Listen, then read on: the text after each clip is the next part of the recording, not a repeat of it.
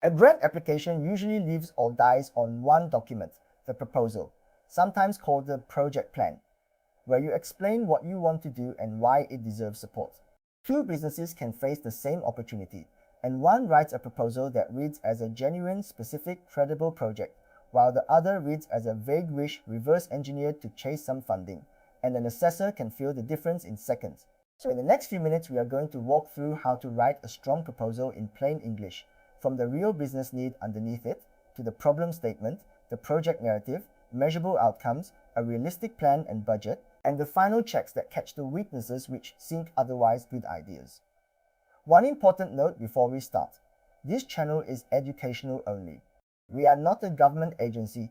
We are not affiliated with or endorsed by Go Business Enterprise Singapore or any government body, and nothing here is official advice.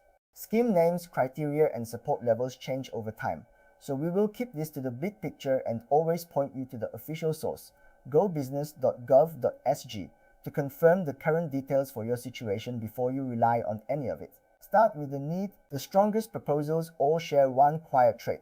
They start from a real business need rather than from the money. It is tempting to see that support exists and work backwards, asking how do we spend this, but that instinct produces artificial projects that read as hollow. Flip it around. Begin with what your business genuinely needs to do next. The bottleneck slowing you down, the capability you are missing, the market you cannot yet reach. Write that need down before you think about any scheme in the plainest words you can. A good test is whether the project is something you would seriously consider doing even if the funding helped only a little, because that is exactly the kind of genuine project the support is designed to encourage. When the need is real, everything downstream gets easier, and the whole proposal carries a ring of truth that no amount of polish can fake. Start from the need, and let the money be what helps you do it, not the reason you invented it. Once you know the need, compress it into a crisp problem statement, because a proposal that cannot say clearly what problem it solves rarely convinces anyone. In a few plain sentences, describe the situation as it is today, who it affects, and why it matters now rather than someday. Avoid grand abstractions like becoming more competitive, and instead point at something concrete. A manual process that eats hours, orders you cannot fulfill, a skill your team is missing. Then, in the same breath, state the outcome you want, the specific better situation you are trying to reach. This pairing, the problem and the desired outcome, is the spine of the whole document, and an assessor reading only those two things should already understand what you are trying to do and why. If you struggle to write it plainly, there is a useful signal the project itself is still fuzzy, and it is far better to sharpen your thinking now than to discover the vagueness later, buried inside a formal submission. Fit the scheme's purpose. Every scheme exists to fund a particular kind of thing, and a strong proposal shows a genuine fit rather than a forced one. Read the official description of what the scheme is meant to support slowly, and ask honestly whether your project is the sort of work it was designed for.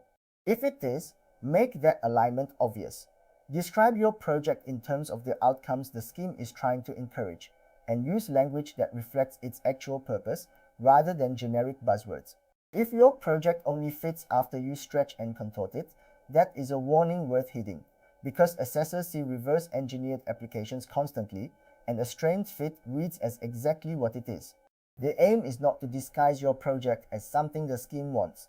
It is to choose the scheme whose purpose genuinely matches what you already need to do. When the fit is real, you barely have to argue for it. And because what each scheme funds is set officially and changes over time, confirm the current purpose and scope on gobusiness.gov.sg before you write a word. Structure the narrative. With the fit clear, structure the heart of the proposal, the project narrative, so an assessor can follow it without effort. A reliable shape answers 4 questions in order. What are you going to do? Describe concretely enough that someone outside your business could picture it. Why now? The reason this project matters at this point rather than later. How will you do it? The approach, the steps, and the partners or tools involved. And what result do you expect? The outcome the whole thing is aimed at. Told in that sequence, the narrative flows as a genuine story of a project, rather than a list of things you would like funded. Keep it specific throughout. Name the actual solution or capability. Describe the real steps and resist the urge to pad it with mission statements. A reader should reach the end and feel they understand your project as well as you do. And that clarity is persuasive on its own. Make outcomes measurable. Vague outcomes are one of the most common reasons a proposal feels weak. So make yours concrete and measurable in plain terms. Improve the business and become more efficient, say almost nothing, because there is no way to tell afterwards whether they happened. Instead, describe the outcome as a clear before and after that an ordinary person could check, a task that takes far less time than it does today, or a capability you simply did not have before and will have after. You do not need to invent precise figures, and you certainly should not fabricate them, but you do need outcomes specific enough that success or failure would actually be visible. This matters twice over. Concrete outcomes make your proposal more credible now, and they make life easier later, when you are expected to show what the project actually delivered. If you cannot describe the change your project will produce in plain, checkable words, the project probably needs more thought before it is ready to submit. A credible project needs a credible plan and budget, and this is where good intentions meet the practical detail assessors look for. Break the work into sensible stages. Set a timeline a reasonable person would believe, and be honest about what each part involves. For the budgets, the key discipline is that every cost should tie back to the work you described, and it should be backed by proper vendor quotations rather than guesses or round numbers you hoped would be about right. Getting real quotes early grounds your budget in reality and forces the vendor to spell out exactly what they will deliver, which sharpens your own plan. Avoid the temptation to inflate a budget to capture more support, because a budget that does not match the scope is an obvious red flag. And remember that this kind of support co-funds a project rather than paying for all of it. A plan and budget that hang together, stage by stage and cost by cost, tell an assessor you have actually thought the project through. Show you can deliver. A good idea is only half the picture. An assessor also wants quiet confidence that you can actually deliver it, so give them reason to believe you can. You do not need to oversell, just show plainly who will run the project, what relevant experience or track record sits behind it, and which partners or vendors will help you execute. If your business has done something comparable before, or the people involved have the right background, say so simply. If you are relying on a capable vendor for the technical work, name them and describe what they bring.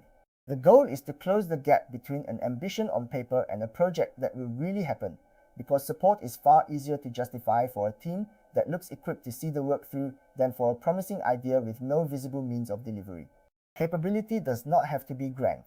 It has to be believable. Write it to be skimmed. Here is a practical truth worth writing for. Assessors read many proposals and they skim, so a strong proposal is clear, specific, and easy to scan rather than dense and impressive.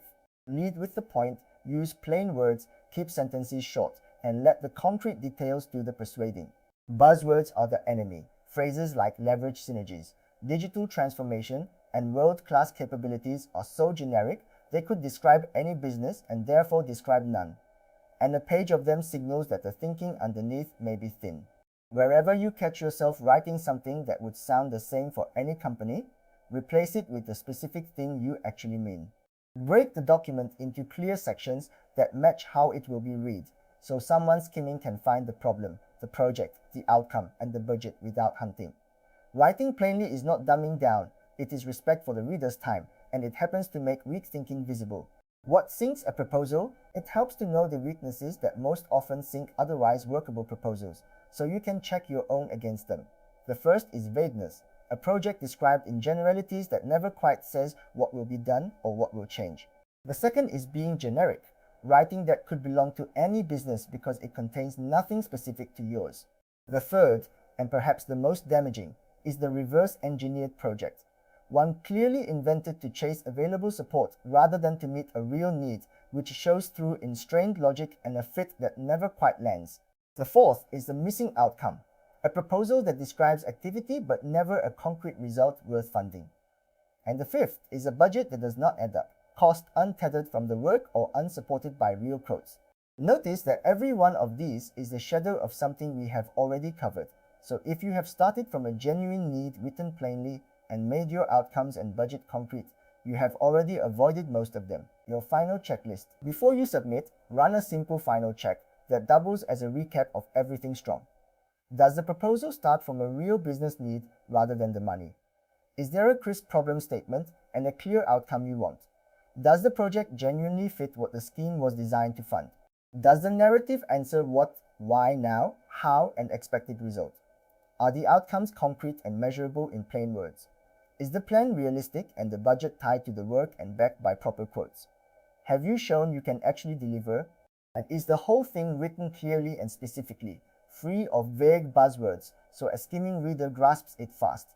If you can answer yes to those honestly, your proposal reads as what a strong one always is, a genuine, specific, credible project you would want to do anyway. None of this guarantees approval, and because scheme criteria and requirements are set officially and change over time, always confirm the current details for your situation on gobusiness.gov.sg and the relevant agency page before you rely on anything here. A closing reminder: remember the spirit of this channel. Our job is to help you turn a genuine business idea into a proposal that reads clearly and credibly. So a good project is not let down by weak writing, but the official sources always have the final word. Nothing here is a promise that you qualify for any scheme or that any proposal will be approved. We are not affiliated with any government agency, and we cannot approve, secure, or guarantee any grant for you, because criteria genuinely differ by scheme and change over time. So start from a real need, write a plain problem statement and a concrete outcome. Fit a scheme whose purpose truly matches, build a realistic plan and budget with proper quotes, and confirm every specific on gobusiness.gov.sg before you submit. If this made the blank page feel a little less daunting, subscribe for more plain English Singapore grant explainers, and we will keep turning these schemes into plain English one step at a time.